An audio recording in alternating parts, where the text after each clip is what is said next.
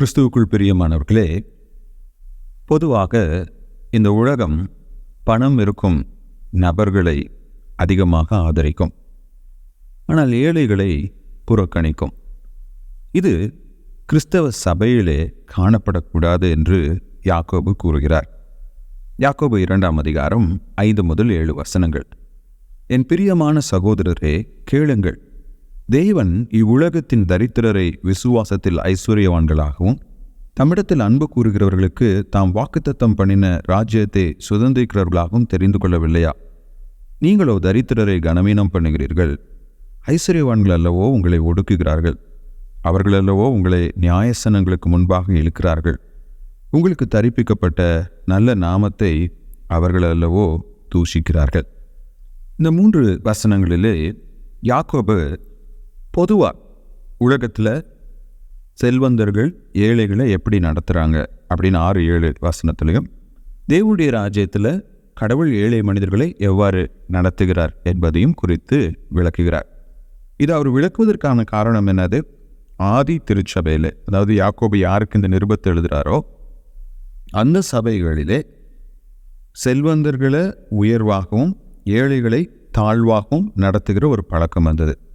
இப்போ யாக்கோபு எப்போதுமே பணக்காரங்க இப்படி தான் இருப்பாங்க, இல்லை எல்லா பணக்காரங்களும் இப்படி தான் இருப்பாங்க, இல்லை எல்லா ஏழைகளும் நல்லவங்களாக இருப்பாங்க அப்படின்னு சொல்லக்கூடாது. வேதத்திலே கடவுள் ஐஸ்வர்யவானையும் நேசிக்கிறாரு, ஏழையும் நேசிக்கிறாரு. ஐஸ்வர்யவானுக்கு எப்படி ரட்சிப்பு அவசியமோ அதே போல் ஏழைக்கும் அவசியமாக இருக்குது. அப்போ பைபிள் செல்வந்தன் ஏழை என்று தரம் பிரித்து அவர்களை வித்தியாசமாக நடத்துவதில்லை.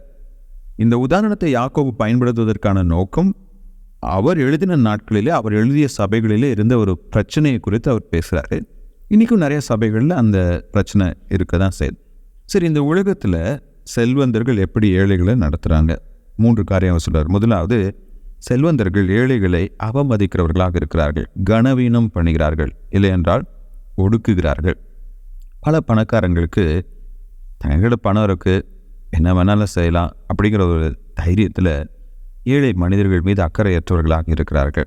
இன்றைக்கி நிறையா அரசியல்வாதிகள் கூட நினைக்கலாம், என்ன வேணாலும் பண்ணலாம்ப்பா, கடைசியாக எலெக்ஷன் வரப்போ கொஞ்சம் காசை தூக்கி வீசினோம்னா நமக்கு தான் அவங்க ஓட்டு போட போகிறாங்க. இப்படி ஏழை மனிதர்களை அவமதிக்கும் ஒரு கூட்டம். அடுத்து ஏழை மனிதர்களை இவங்க என்ன பண்ணுறாங்க? அவருடைய உடைமைகளை அபகரிக்கிறார்கள், உங்களை நியாயஸ்தானங்களுக்கு முன்பாக இழுக்கிறார்கள் என்று சொல்லும்போது தங்களுடைய சுய லாபத்திற்காக இந்த ஏழை மனிதர்களை சூறையாடுகிறவர்களாக செல்வந்தர்கள் காணப்பட்டார்கள். 3வது, the rich belittle the poor. ஏழை மனிதர்கள் மீது வீண் பழிகள் சுமத்தி, குறிப்பாக யாக்கோபு எழுதின இந்த காலகட்டத்திலே ரோமர்கள் அரசாண்டார்கள், யூதர்கள் கிறிஸ்தவத்தை ஏற்றுக்கொள்ளலை, பெரும்பான்மையினர். ஆகையினால் கிறிஸ்தவர்கள் மேலே அபாண்டமான பழிகளை சுமத்தினாங்க. இவங்கெல்லாம் தேச துரோகிகள், இவங்க நாட்டின் நலன் மீது அக்கறை இல்லாதவங்க அப்படின்னு சொல்லி அவங்க மேலே வீண் பழிகளை சுமத்தினார்கள். இப்படி தான் இந்த உலகத்தில் இருக்கிற செல்வந்தர்கள் ஏழை மனிதர்களை நடத்துகிறாங்க, ஏழைகளை ஒடுக்கிறவர்களாக இருக்கிறாங்க.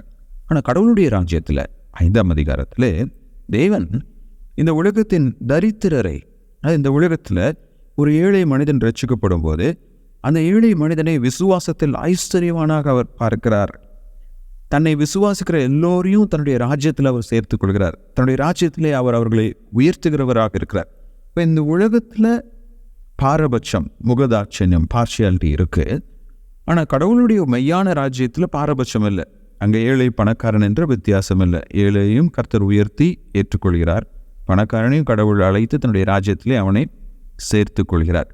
இப்போ தேவனுடைய ராஜ்யம், ஆவிக்குரிய ராஜ்யம் அப்படி இருக்கிறதுனால அந்த ஆவிக்குரிய ராஜ்யத்தின் பிரதிபலிப்பாகிய திருச்சபையிலே ஏழை பணக்காரன் என்ற வித்தியாசம் இருக்கக்கூடாது.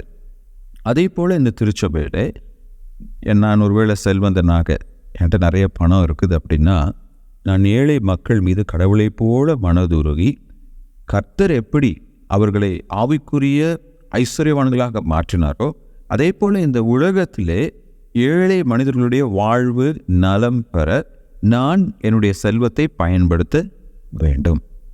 அதே போல் நான் ஒரு திருச்சபையின் தலைவனாக இருப்பேன் என்றால் என்னுடைய திருச்சபையிலே ஏழைகளை ஒரு விதமாகவும் பணக்காரர்களே, அதாவது கொஞ்சம் காணிக்க கொடுக்குறவங்கள தாழ்வாகவும் நிறைய காணிக்க கொடுக்குறவங்கள உயர்வாக்கும் நடத்தக்கூடாது. நான் சபையிலே ஒரு விசுவாசியாக இருப்பேன் என்றால் பணக்காரங்களுக்கு சாதகமாகவும் ஏழைகளை புறக்கணிக்கிறவனாகவும் நான் இருக்கக்கூடாது. இப்போ தேவனுடைய ராஜ்யத்திலே ஐஸ்வர்யவான்களுக்கும் இடம் இருக்கிறது, ஏழைகளுக்கும் இடம் இருக்கிறது. அந்த தேவனுடைய ராஜ்யத்திலே இருவரும் சமமாக நடத்தப்படுகிறார்கள். அப்போ திருச்சபையிலும் அப்படியே நடத்தப்பட வேண்டும் என்பதை தான் யாக்கோபு இந்த வசனங்களிலே வலியுறுத்துகிறார்.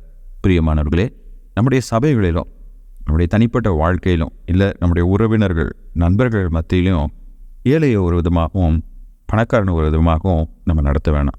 எல்லாருக்கிட்டையும் சமமாக பழகுவோம். கர்த்தர் தாமே நம்மை ஆசீர்வதிப்பாராக. ஆமென்.